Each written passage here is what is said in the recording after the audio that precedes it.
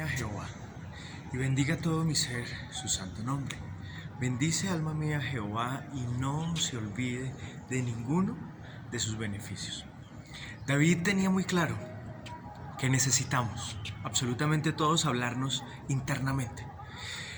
Porque hay un montón de voces en nuestro interior, porque hay un montón de voces que lastimosamente la gran mayoría de ellas no sacan lo mejor para cada uno de nosotros.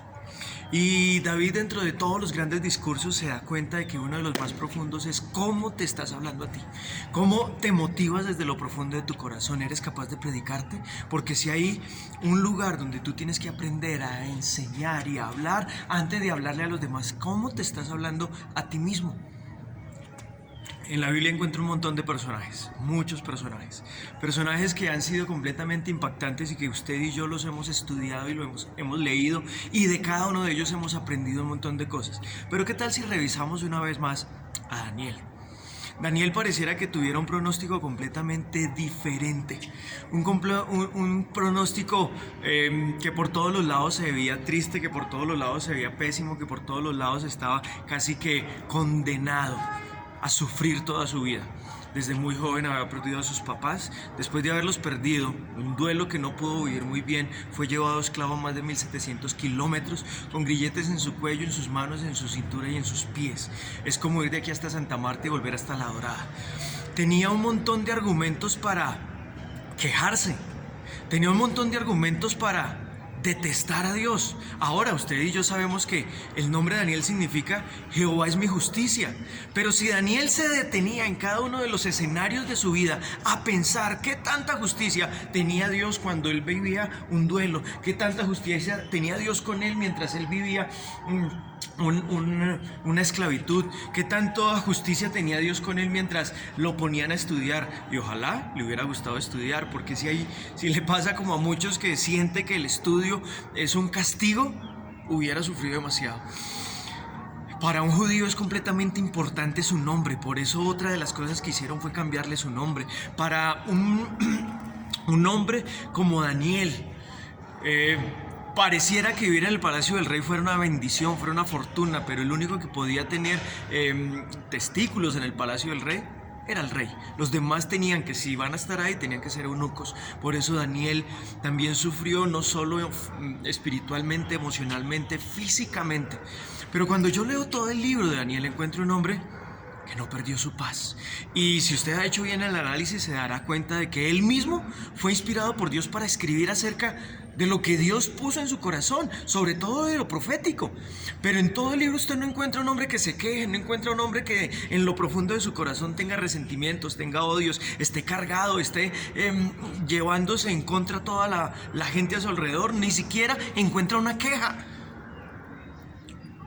Y tenía argumentos. Y tenía un montón de situaciones para decir: ¿dónde está, Señor? Jehová es mi justicia. Ese era el nombre que él recibió por sus padres. Y me parece fascinante entender que por encima de sus escenarios, que por encima de las situaciones que fueron adversas a él, cuando tú revisas toda la historia, encuentras que pasó Nabucodonosor, encuentras que pasó Darío, encuentras que pasó Ciro y encuentras que pasó Artajerjes. Y los cuatro pasaron, pero siempre Daniel se mantuvo. Porque si tú quieres darte cuenta que Dios está haciendo justicia en tu vida, no tienes que enfocarte en el escenario, no tienes que enfocarte en el panorama, tienes que aprender a ver a Dios en lo largo de la historia. ¿Cómo te estás hablando hoy tú? ¿Cuántas montañas tienes que escalar a diario? ¿Cuántos problemas tienes que aprender y tienes que entrenarte para aprender a superar? ¿Y cómo te hablas mientras enfrentas esa montaña? ¿Cómo te hablas mientras enfrentas ese gigante? Ahorita que están de modas y en este momento están cursando la última carrera o gran carrera ciclística, uno puede ver cómo la gente les grita, los motiva: ánimo, ánimo, un pedal más, una cosa impresionante. ¿Cómo te hablas tú? Te paras frente al espejo y muchas veces te sientes decepcionado, diciéndote a ti mismo: no sirvo, no puedo, soy feo, no lo tengo. Si yo tuviera un poquito de lo que él tiene, si yo tuviera algo de lo que el otro tiene. Pero no estás satisfecho dándote cuenta que lo que tú tienes es lo que Dios ha visto que es suficiente y necesario para sacar todo tu potencial y aparte de eso para hacerte a ti un testimonio, porque con eso que tú ves como pequeño, Dios hará grandes cosas. ¿Has podido creerle a eso? ¿Has podido convencerte de que tienes que hablarte bien? ¿Tienes que predicarte a ti mismo? Qué bonito cuando uno mira todo ese panorama de Daniel.